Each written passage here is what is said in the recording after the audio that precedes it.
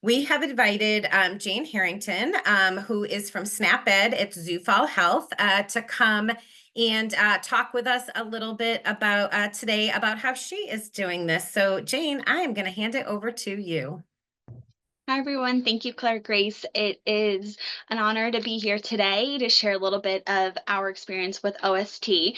As Grace gave me the introduction, my name is Jane Harrington Sleeto. I'm a registered dietitian nutritionist, and I have a background in working with the pediatric population, both nutrition counseling, leading programs for increasing physical activity and focusing on healthy eating. Currently, I am the director of SNAP-Ed at Zufall Health in New Jersey, which is a federally qualified health center, and we are a subgrantee for an implementing agency of SNAP-Ed in the state covering 5 counties. What SNAP-Ed is it's the Supplemental Nutrition Assistance Program. It's an extension of it that really focuses on the nutrition education side. And we look at aiming to provide nutrition education to help low income New Jersey residents make healthy food choices within their limited budget. Now we're in New Jersey, but it's in all states, and you can look and see in your county who might be your local SNAP-Ed provider. We shared a link in the chat that you can look up a little bit more information about SNAP-Ed and find who the provider is in your area to see if it would be an option to connect. And what we do is there's a few different arms of SNAP-Ed. There's our direct education, which is more of what you would think of with a nutrition class, where we have people register. There's nutrition presentation, very interactive though, so we'll take questions, and then we have a food demo and sometimes we have the participants take part in helping to prepare the food, and then we also have our indirect activities, and this is more tabling style event. Maybe we're just giving out handouts on nutrition education.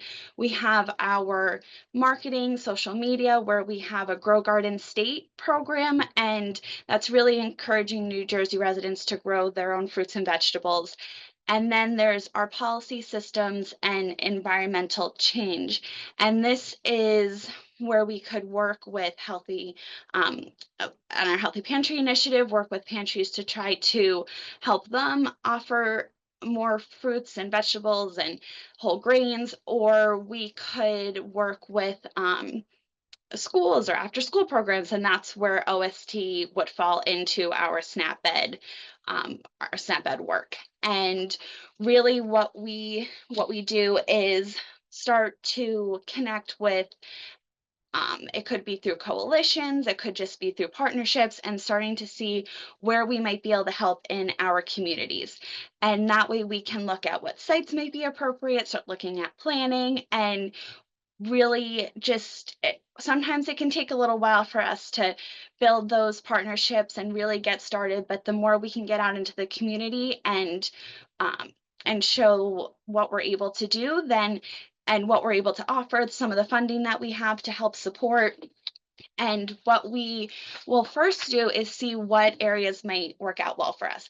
At Zufall, we have OST at a couple different types of sites. We have our schools that have after school programs, and then we work with some youth centers as well. And once we're out making connections, talking with everybody, looking at what sites might be the most beneficial and helpful for the community, that's when we will start to see if there's an interest within the site to form a wellness committee. Now, the wellness committee does not have to be huge, but just a few people who are interested in helping to make it happen, and will go through the assessment tool with us and see where we can start to strengthen, because we do want to make sure that we can address some of the barriers or some of the challenges and things that we can improve, but also, as Claire Grace had said, make sure that we can enhance anything that's already going really well within the community. So it's really just, as far as the assessment, the planning, it's trying to keep forming that relationship with everybody out in the community and making sure that they know the resources that we have, which I will start to get into.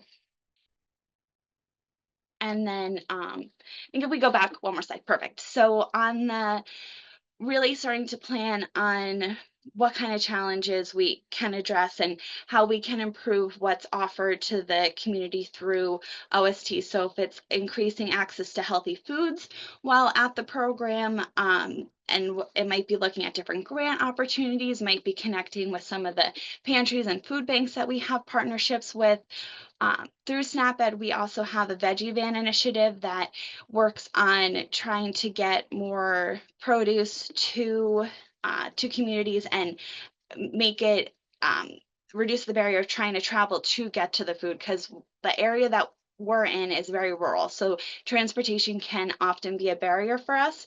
And one thing that we will do is bring the fresh produce right to the after school program, whether it's in produce bags or just set up and families can take it. And then it's fresh produce for while they're at the program, but they can also take it home with them as well, which is a really nice option. One barrier that we do want to look at is just the weight of the bag of produce, especially if they're older kids and they're walking home, to make sure that we are just conscious of that. And then um, looking at ways to strengthen physical activity and the availability. So making sure as we're going in and educating on healthy eating and increasing physical activity, that the tools and the resources are there. Can we donate hula hoops? Can we donate kickballs? What kind of things can we use our funding to provide for the site?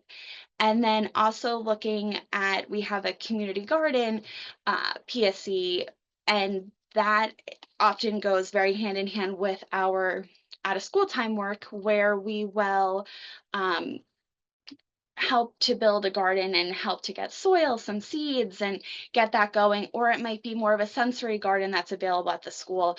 And it's just trying to get a group together and see how we can, if we start with a garden, how we can build that and make that into something even more. Um, and then that's how what we can do through utilizing some of our partnerships and really starting to use work that we're doing in hunger, health coalitions, and if we can bring in resources for some things that we're already doing. Like if we're already doing the garden, can we bring in the cooperative extension program, bring in master gardeners to plan any like the best placement for the garden in the area, any great what produce we should plant if there's something that's going to really thrive in the area, or bringing in like the Watershed Alliance to look at how we can collect rainwater, have a rain garden, and really trying to look at the whole system. So while that's not nutrition education, we do try to within all the different partnerships and being out in the community, see who we can connect to, see how we can enhance some of the programming.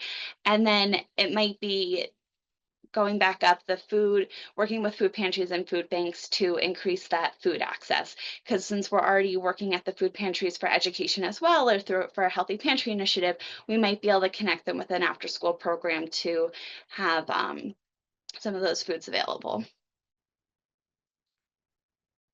And then through SNAP-Ed, we are able to layer in our direct education. So our nutrition education classes with our out of school time initiative. And we will focus those classes. All of our classes focus on eating more fruits and vegetables, whole grains, reducing sugary beverages, increasing physical activity, maintaining nutrition balance at all stages of life, and then shopping healthy on a budget is also part of some of our curriculums. Within SNAP-Ed, all of our curriculums are approved at the federal level. So really what's implemented and what we go through stays very consistent. So we have two main ones that we will implement in combination with OST, and that's Cooking Matters for Kids and Teens. And then we have our Food Smarts, which is approved also for adults, but we use the kids version, and that will be really has a basis on trauma-informed care. So it's one that we are bringing into some of our youth centers, and it will offer a variety. So sometimes we'll even do both of the curriculums at each class. So we'll go through Cooking Matters, and then we'll do Food Smarts, and sometimes we'll bring in different kids. Sometimes the students or the children, teens, they'll love it and they'll want to keep going to the classes.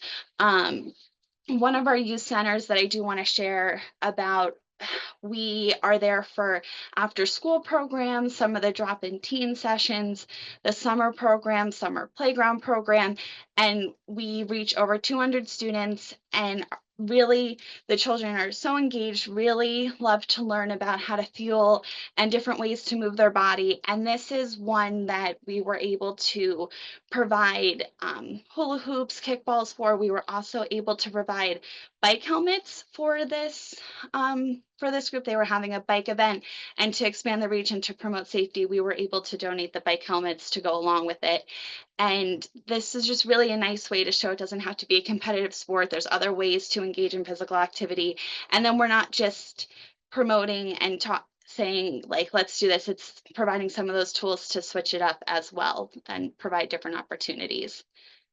And it's one of the things that we really love as part of SNAP-Ed is being able to layer our direct education, and OST just allows us to enhance it and be able to offer more to the community that we're working with. And it's been great, great to work with and a great complement to the direct education. Thank you um, for having me on here. And if there's any questions that come up, please feel free to put them in the chat. We will have some time for questions following this, but my contact information is on there. So if you think of something later, feel free to send me an email. I am happy to connect and provide any information. Awesome. Oh my gosh. Thank you, Jane, so much. We're going to have folks post questions in the chat, or if somebody wants to raise their hand, if they'd like to unmute and come on and ask a question. I'd love to start it off just that I want to be sure that I'm understanding correctly. So when you said, you have classes that you offer, you've talked about helping secure hula hoops and, gym balls and things like that. So is that something that like anybody that's on today can find the SNAP-Ed person in their state and make a connection to maybe be able to leverage some of these in their out of school time program as well? Yes, so I would definitely recommend reaching out to your SNAP-Ed provider. Each one, so we write out a plan of which ones we want to implement, but a majority, and I believe out of school time is one that most of the providers should have in their wheelhouse, and then be able to provide those resources. They might have certain suggestions, certain ideas, but it is something that across the board as SNAP-Ed we're able to participate in Awesome. and assist.